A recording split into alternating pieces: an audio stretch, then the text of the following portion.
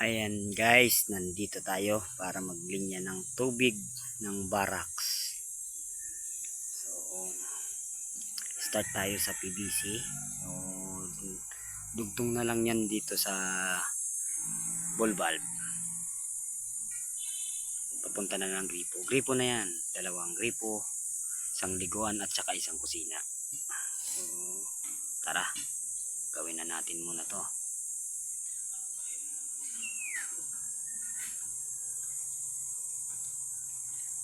So, sa mga eksperto dyan, so sinawsaw ko nga lang pala yun para may dugtong. Yan.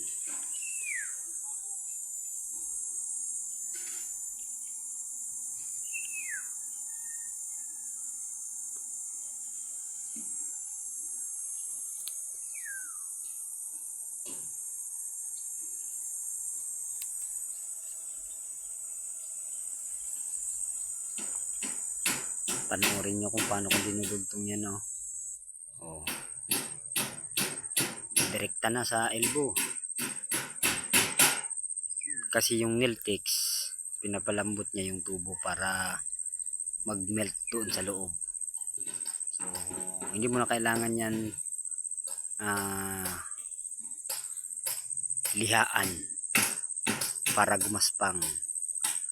Lalo na kung kakamutan mo ng lagaring bakal.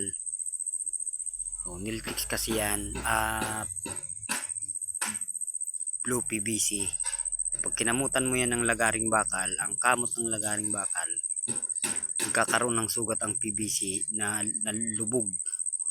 Ngayon yung elbow mo, walang kamot. Pag sinalpak mo siya, baka doon pa magkaroon ng leak. Kaya wala nang kamot-kamot yan.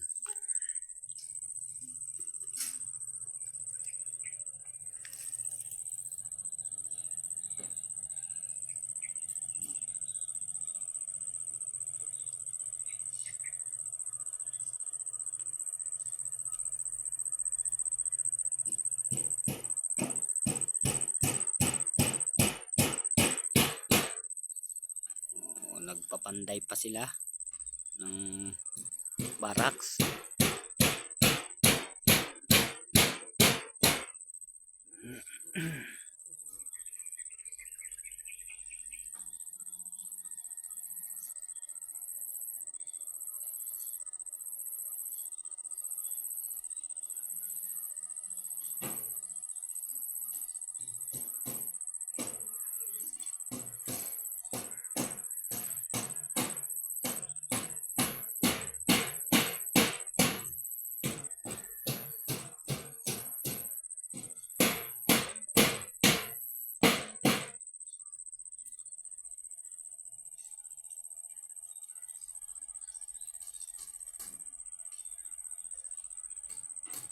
Kagandahan dito guys kasi bundok na may linya ng tubig. Open lang yung tubig. Wala siyang hindi na dumaan ng metro. PE na lang di uno, tapos reducer, media. Wala nang metro-metro. Right direct sa ano to, sa di unong pipe.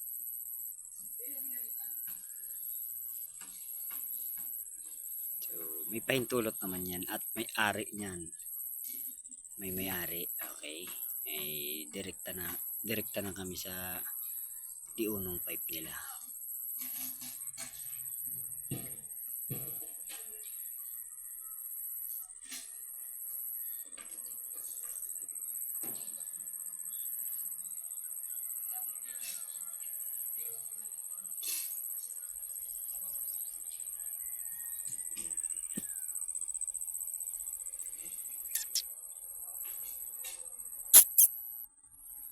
Dito.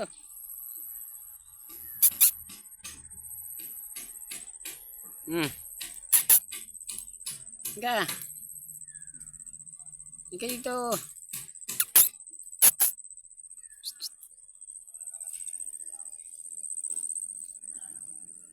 Marami ang aso dito. Bantay ng gubat. So yan, tignan nyo lang yung ginawa ko. So simple lang. Ayan. Gate valve. Ay ball valve pala.